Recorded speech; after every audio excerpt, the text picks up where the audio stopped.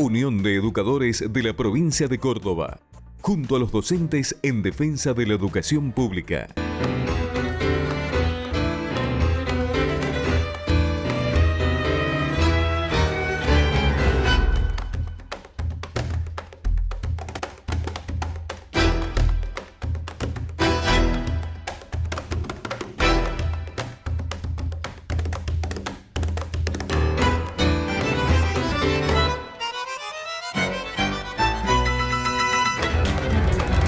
Muy bienvenidos a una nueva edición de Principio Activo Salud y Sociedad.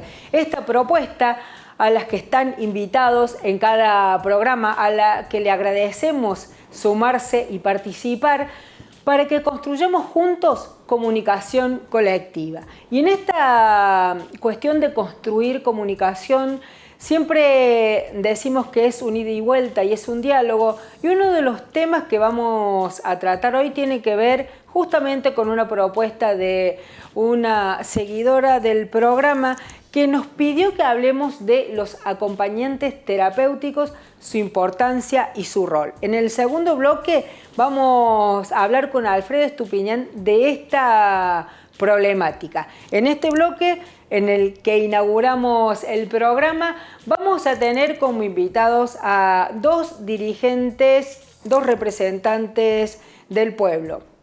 Uno, Juan Montserrat, que es secretario general de la Unión de Educadores de la provincia de Córdoba, y el otro es Hugo Yasky, representante del pueblo, decimos porque es diputado nacional. Una parte importante del pueblo argentino lo eligió para defender los intereses. ¿Por qué es importante que los trabajadores formen parte de la legislatura? ¿Por qué es importante que ellos estén como voz de los representantes, como voz del pueblo? Es algo que por ahí no se escucha o está invisibilizado en los grandes medios de comunicación, donde parece que solamente tendrían que tener representantes aquellos que tienen poder económico. Los que tienen poder económico ya tienen el poder económico, el poder mediático y en muchos casos el poder judicial. Nosotros desde el pueblo necesitamos representantes legítimos. ¿Cómo se construye legitimidad? ¿Cómo se defiende la democracia? Son temas que hablamos con Juan Montserrat y Hugo Yasky. Lo escuchamos.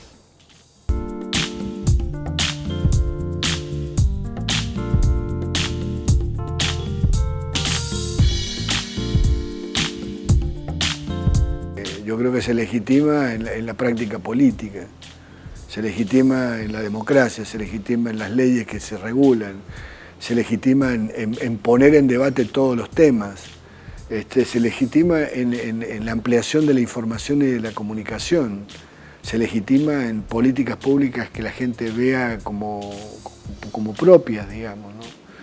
Se legitima cuando hay un discurso que se revela veraz, digamos.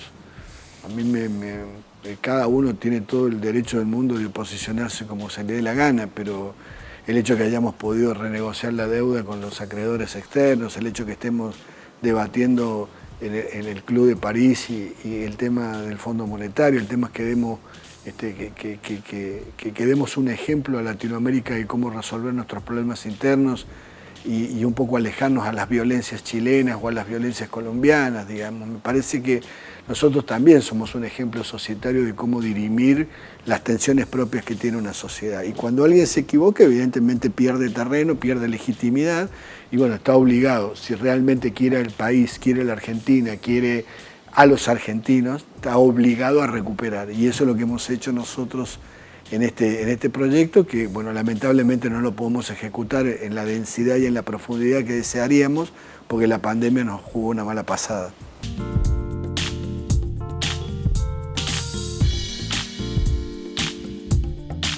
Creo que de a poquito vamos avanzando. Yo creo que a pesar de todas las dificultades que tenemos, la Argentina es un país en el que la mayoría de su gente, y esa es la gran esperanza que tenemos, sabe que solamente podemos salir de esta crisis con más trabajo, con más esfuerzo, con más empleo, sin querer volver al país de la timba financiera, al país de la especulación, al país donde los vivos son los que nunca se ensuciaron las manos trabajando y viven a costa de los fondos que depositan en los paraísos fiscales, a los que están prendidos permanentemente en la teta del Estado, porque se enloquecen cuando ven que el gobierno le entrega una asistencia social a alguien que lo necesita, pero ellos son los primeros en agarrarse la teta del Estado y exprimirla para ellos, como han hecho con la deuda externa, porque ¿qué es la deuda externa que tenemos que pagar? Entonces, creo que hay un pueblo que mayoritariamente lo sabe. Hay un pueblo que tiene fresca la memoria de lo que fue el desastre de 4 años de macrismo, y hay un pueblo que quiere salir adelante con educación, con trabajo, con esfuerzo, protegiendo a la familia. Y creo que esa es la esperanza que tenemos, ese pueblo que fue capaz de, en tiempo récord, de salir de la encerrona en la que nos habían metido. Vos fijate que hasta el FMI reconoce que por presión de los Estados Unidos de Norteamérica le prestan a la Argentina esa enorme cantidad de dinero inusitada, ningún otro país nunca lo recibió, y lo hacían solamente para sostener la geopolítica de Donald Trump, que quería tener en la región sur un alfil como el que representaba Macri. Creo que el pueblo argentino, la esperanza que tenemos es que eso lo atesora en la memoria y que sabe que para atrás no podemos volver. Ni un paso atrás a la hora de defender la democracia y de recuperar los destinos de la patria, empujar las causas justas, las que incorporan a las grandes mayorías, las que tienen en el centro el derecho, la igualdad y la dignidad, nos parece que es fundamental. En el próximo bloque vamos a estar con Alfredo Estupiñán para hablar del rol de los acompañantes terapéuticos.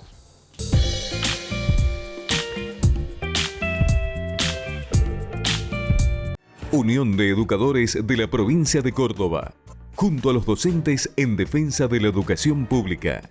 Obra social del personal de la industria gráfica de la provincia de Córdoba. Defendemos el sistema solidario de atención de la salud. La salud es un derecho, no un negocio. Segundo bloque de Principio Activo, Salud y Sociedad. En este bloque vamos a hablar de la importancia del rol social y en clave de salud mental que cumplen los acompañantes terapéuticos. Y en este punto tenemos que agradecer a Silvana Bertoni, que es la coordinadora de ATACOR, la Asociación de Acompañantes Terapéuticos Autoconvocados de Córdoba, sin fines de lucro, que tiene como fin lograr visibilizar este rol y hacer que la ley se reglamente justamente para que el trabajo de los acompañantes terapéuticos no esté precarizado. Sin reglamentación, el trabajo es precarizado. Su lucha llegó hasta nosotros por gestión de Silvana y ella nos facilitó el acceso a muchos profesionales para hablar de esta problemática que nos parece central, que no ocupa la centralidad de los grandes medios, pero que es central a la hora de construir salud. En esta primera entrega lo vamos a escuchar al licenciado Alfredo Estupiñán.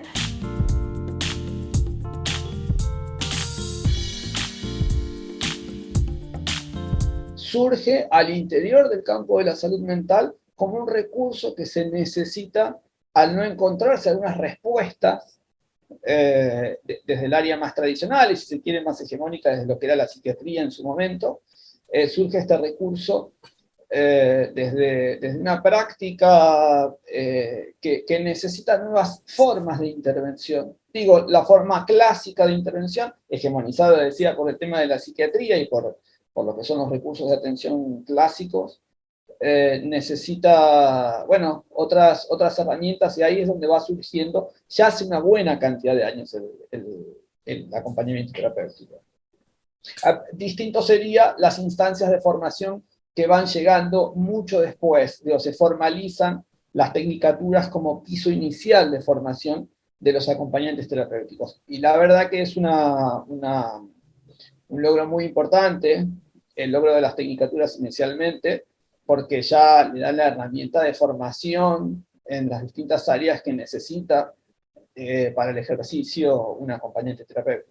Es una figura vital y, si se quiere, novedosa. Vamos a poner ahí la impronta, la importancia, porque trabaja fundamentalmente, y este es un eje central, es un ejercicio terapéutico en lo cotidiano de la persona. Digo, no existía antes otra figura en la modalidad de intervención que tiene el acompañante terapéutico en lo cotidiano. ¿Esto qué es en lo cotidiano? En la casa de la persona que asiste, generando recorridos, sea en ámbitos públicos, digo, bares, recorridos en la órbita del urbano. Esa figura no existía, recuerdo esto porque quizá hoy está un poco más naturalizado escuchar acompañante terapéutico, pero la verdad es que no existía ninguna figura que ejerciera un acompañamiento compuesto desde lo terapéutico en lo cotidiano. Sí trabaja, y es una figura que trabaja bajo derivación, ¿sí?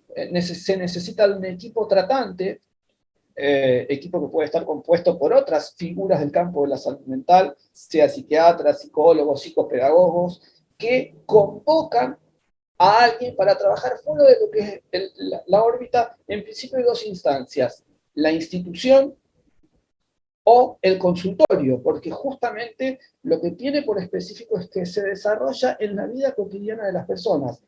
Esto después sí requiere de una estrategia de trabajo y una planificación por parte del acompañante para ejercer algo de lo que inicialmente, o por lo cual inicialmente es convocado por los equipos terapéuticos. Y ahí hay una diversidad de campos de acción. Digo, la figura del acompañante está muy asociada en sus comienzos desde lo que es la figura o la lógica de la desmanicomialización.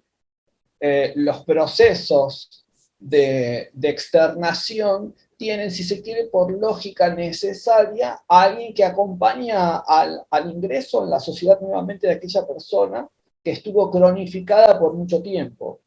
Esa es la figura originaria, si se quiere, la lógica originaria del acompañante terapéutico. Hoy está extendida a muchas áreas.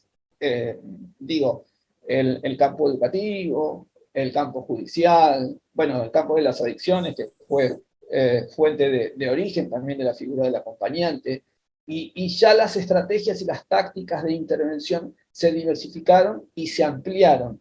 Por eso también hoy, la verdad es que los acompañantes cuentan ya no solo con una historia, sino con una cantidad de herramientas de formación, sea en teorías sociales y salud, sea en psicología, sea en antropología, bueno, una cantidad de herramientas que les permiten, bueno, hacer una planificación profesional de su trabajo.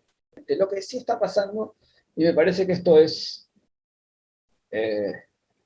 algo inevitable, es que vaya decantando cada vez más la formalización del acompañante, y ojalá mi deseo, no solo para que en Córdoba se reglamente la ley y sea efectiva, sino para que haya una ley a nivel nacional, ¿no? Que estamos todos luchando por esa instancia de reconocimiento de esta figura que, como decía, es novedosa y efectiva, porque quizá lo otro que debería decir es que en aquellos equipos de salud que ya está la figura del acompañante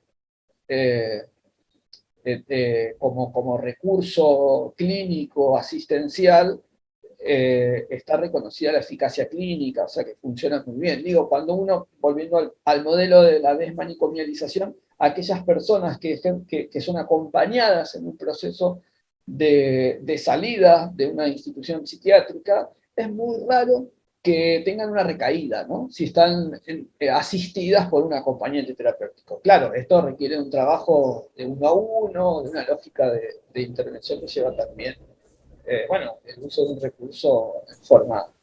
Por último, Laura, me gustaría sí hacer llegar a todas y todos los ATs de Córdoba, que sé que están en una lucha constante y que felizmente los ha encontrado más unidos que nunca, digo, porque sé que hay muchas asociaciones con distintas historias, nuevas generaciones de ATs, bueno, distintas propuestas formativas también, pero brindarles todo el apoyo y que sepan que cuentan, bueno, en lo personal, conmigo y en lo institucional, con la licenciatura de acompañamiento terapéutico de la Universidad del Gran Rosario, para lo que se necesite y para los apoyos que se necesiten bueno, en esto de lograr de una vez y por todas la reglamentación y la implementación de la ley de acompañantes terapéuticos.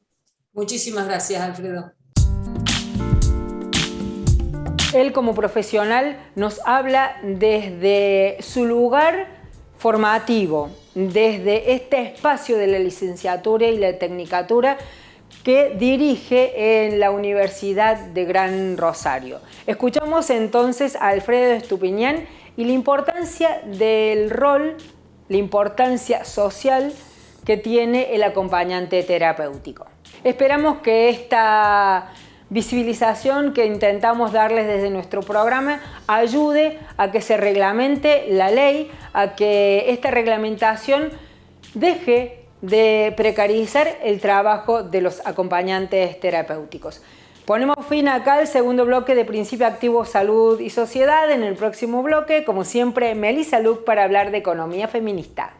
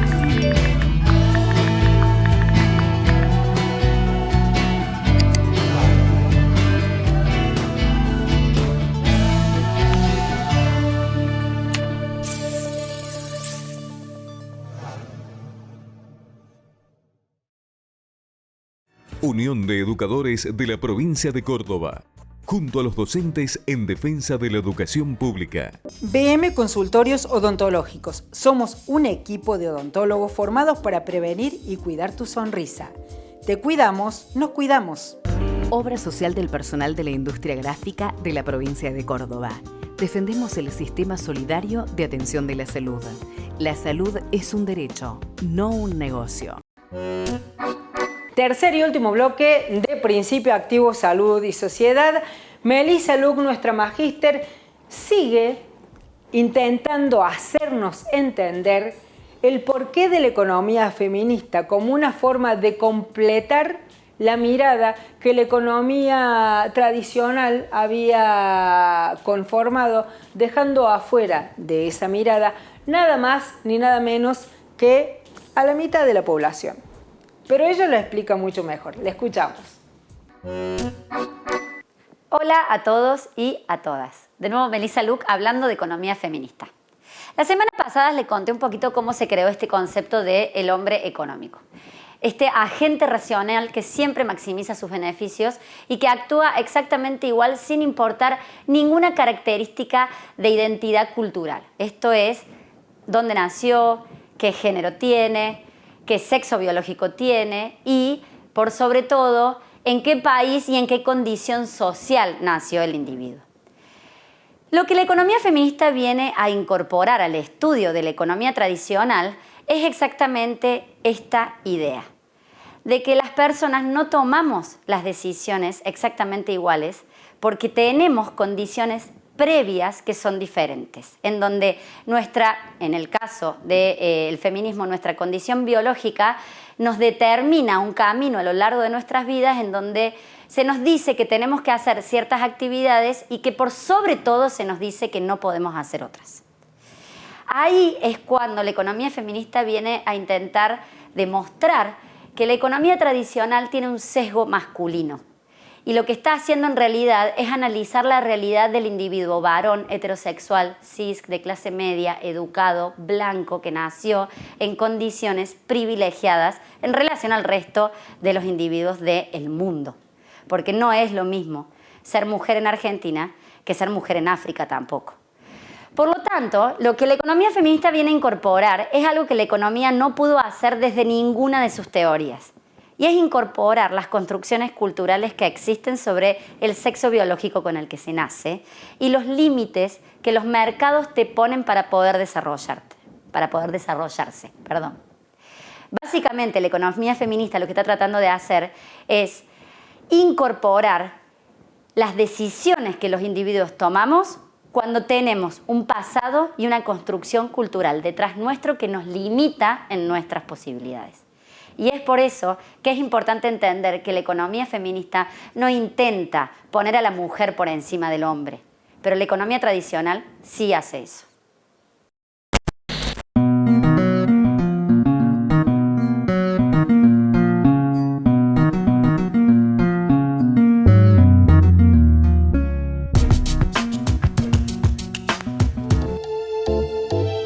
Ya en muchos medios, en muchos discursos, se escucha hablar de la salida de la crisis, cómo organizarnos, cómo es este espacio de construcción de la pospandemia. No estamos tan seguros de que estemos en clave de pospandemia, pero sí estamos absolutamente seguros de que hay que construir alternativas que sean diferentes a la situación y a la realidad, a la crisis que nos trajo hasta acá. Es fácil confundirnos y creer que la crisis la produjo la pandemia. Nosotros creemos que es absolutamente al revés, que esta crisis se venía gestando desde hace muchos años y que la pandemia la puso en evidencia, que no es una crisis ambiental, una crisis ecológica, una crisis de los sistemas de salud, una crisis de los gobiernos, sino que es una crisis general. Una crisis mundial que ha puesto de relieve la crisis en todos los sentidos, incluso en el vínculo con los otros, con los seres humanos y con los representantes políticos. Entender que la pandemia puso de relieve una crisis que ya existía nos deja visualizar cuál es la causa de esa crisis que terminó de explotar y cómo podemos salir de ella. Nosotros consideramos que la crisis fue generada por una forma de producción y de expropiación y de expoliación del planeta y de los seres humanos.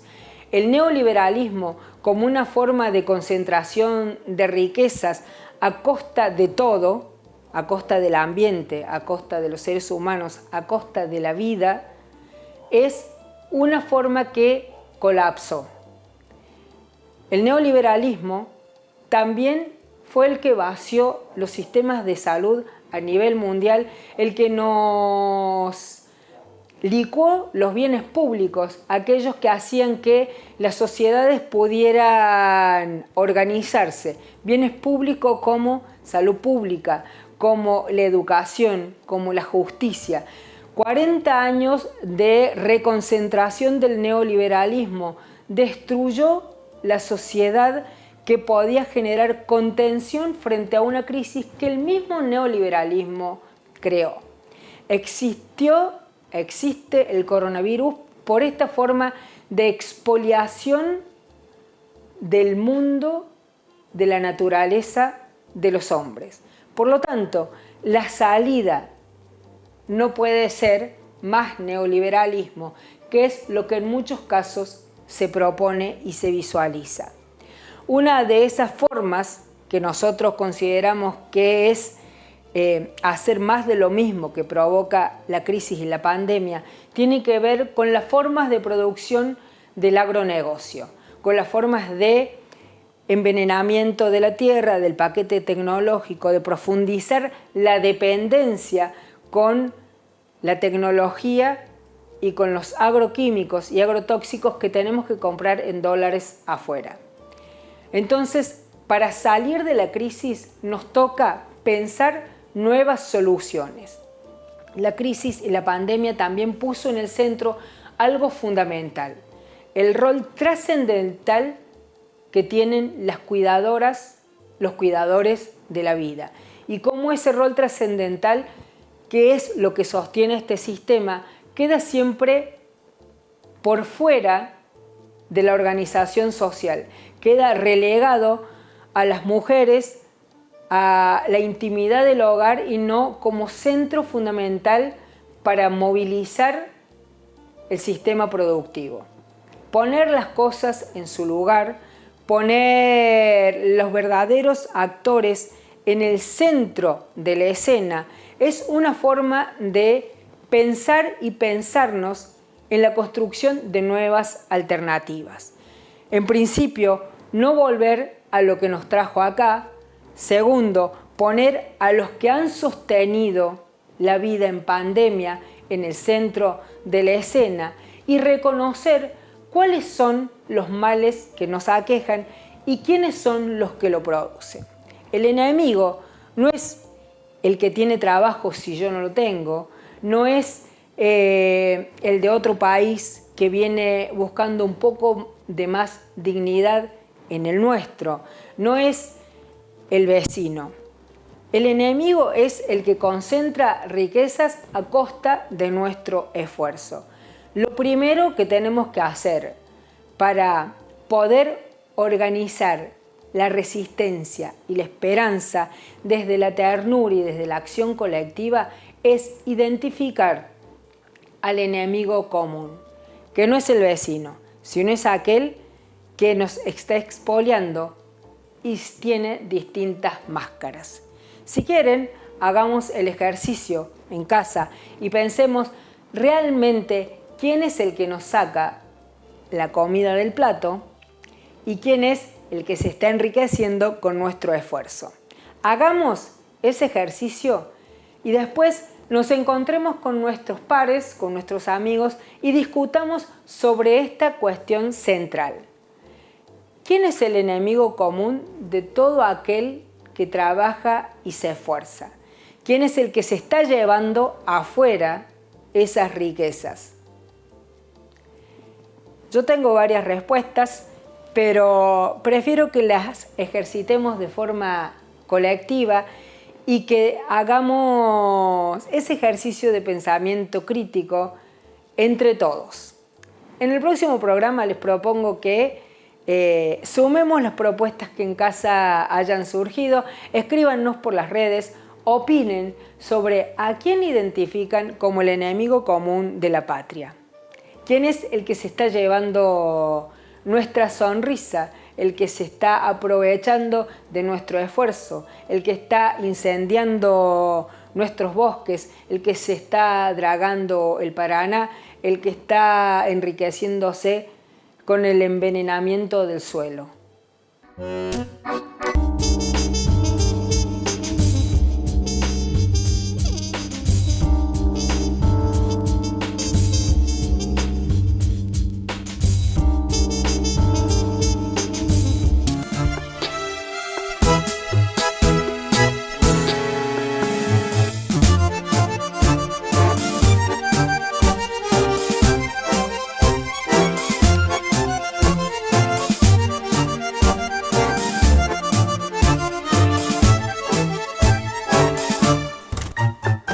Thank you.